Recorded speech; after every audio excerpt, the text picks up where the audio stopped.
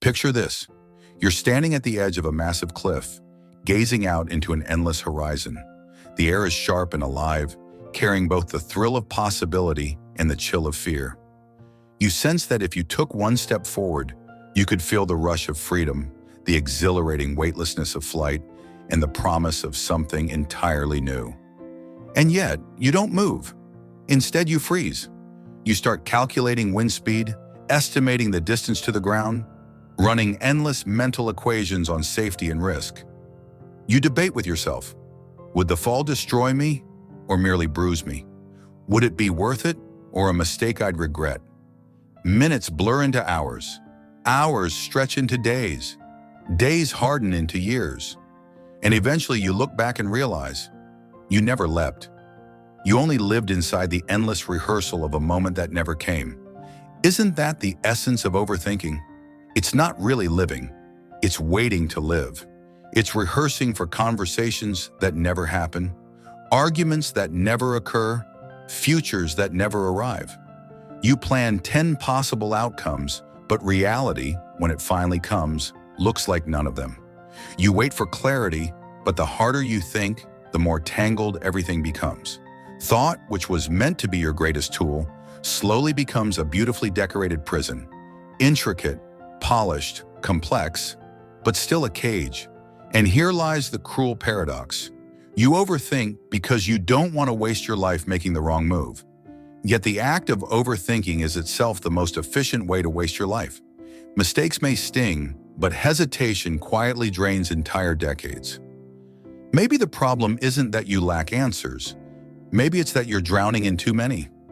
Perhaps the true tragedy isn't ignorance, but paralysis masquerading as wisdom.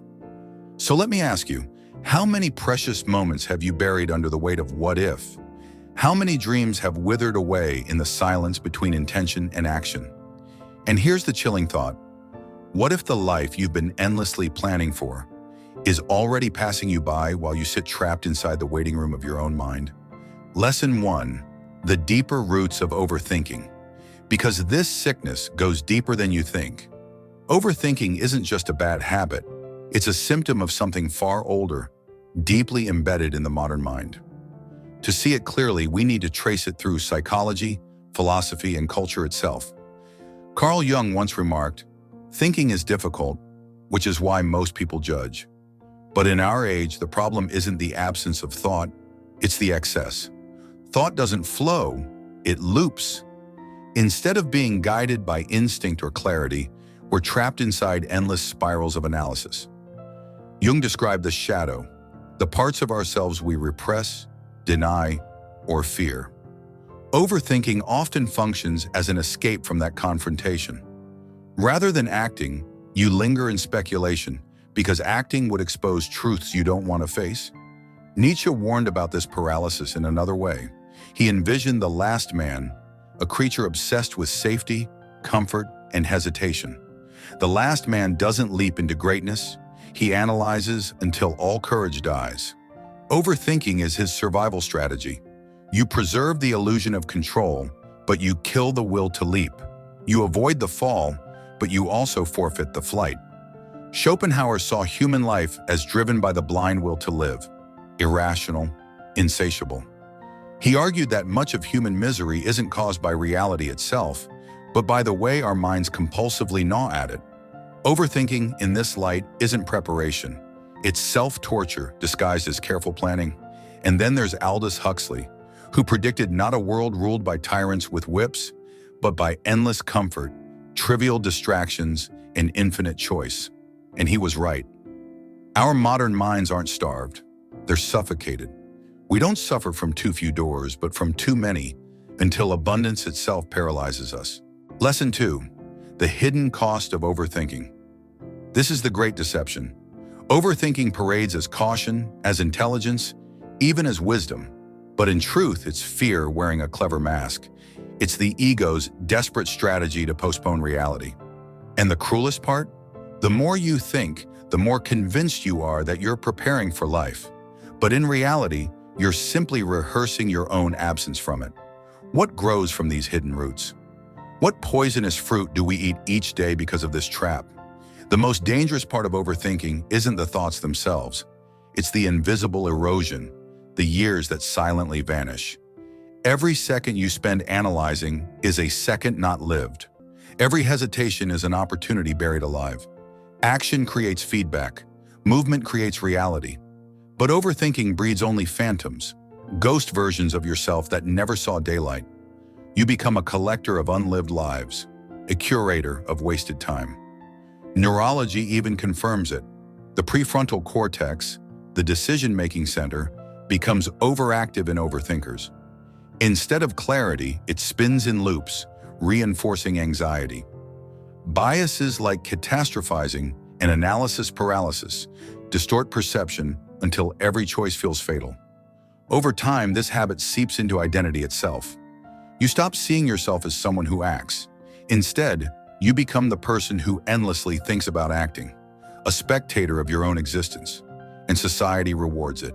Hustle culture tells you to strategize endlessly. Education drills you to dissect and calculate, but never to leap. Productivity gurus make you believe life is a problem to be optimized, rather than an adventure to be lived. The map replaces the territory, the rehearsal replaces the play, and meanwhile, relationships fade, dreams rot, and identity remains theoretical. Ask yourself, what is the worth of 1,000 perfect strategies if they're never lived? What is the use of rehearsing endlessly if the curtain never rises? Overthinking won't kill you with drama. It kills you quietly, one hesitation at a time, until the life you were preparing for has already turned into the past you never lived. Lesson 3. The way out. So how do you break free? The answer is shocking in its simplicity. You don't need to think harder. You need to rebel against your own mind. The mind that overthinks is like a tyrant. It demands loyalty, obedience, endless cycles of what if. To escape, you must stop negotiating with it. You must act. History's wisest understood this. The Stoics didn't worship perfection. They valued principle and momentum. Marcus Aurelius wrote, "Waste no more time arguing about what a good man should be. Be one, not plan one, not imagine one. Simply be one." Nietzsche found his liberation in amor fati, the love of fate. Instead of drowning in speculation, he chose to affirm life exactly as it was. Action breaks the loop. The moment you move, reality provides feedback that no thought experiment can ever replicate. Fear shrinks, because the unknown is no longer unknown. But this rebellion requires discipline. You must set boundaries for thought, refuse the luxury of endless deliberation, and act with incomplete information. You must learn to prize momentum over mastery, presence over perfection. Think of life not as a chess match, but as jazz. You cannot calculate it into submission. You must play it. The overthinker waits for sheet music, but the song is being played now, with or without you. So when your mind offers you 10 possible paths, pick one. Live it fully. When your thoughts spiral into what if, drag yourself back into what now. When fear whispers that you need more time, remind yourself, time is not yours to hoard. It's being spent, whether you act or not. Lesson 4. The final truth.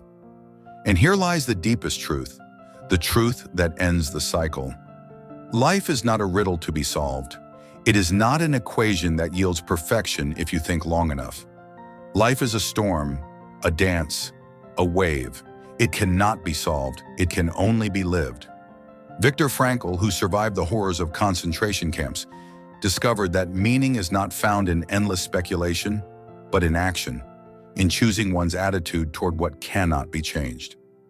When we are no longer able to change a situation, he wrote, we are challenged to change ourselves. Overthinking resists this.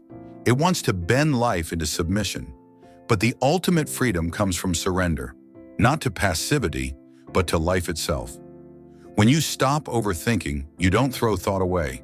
You restore it to its rightful place, as servant, not master. Thought helps you act, but no longer imprisons you. Here's the haunting truth. You are dying every second. The clock doesn't pause while you hesitate. Every moment you spend rehearsing is already gone forever. But here's the liberating truth. You don't need certainty to live. You only need presence. The leap doesn't require a guarantee, it only requires faith. So here is the method. Stop waiting for clarity before you act. Act, and clarity will come. Stop waiting for the right moment. The only moment you will ever have is this one. The play has already begun. You are already on stage, whether you like it or not. The question is not whether you'll make mistakes, it's whether you'll live. So let me ask you, are you ready to stop thinking yourself into oblivion? Are you ready to rebel against the tyranny of hesitation?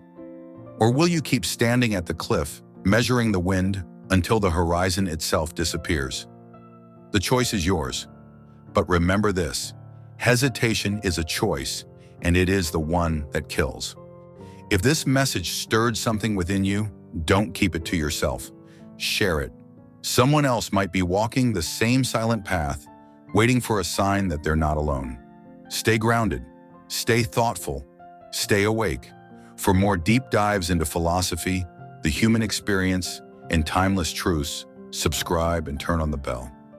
Wander the void with wonder, question deeply, think freely. Until next time, embrace the silence and let it speak.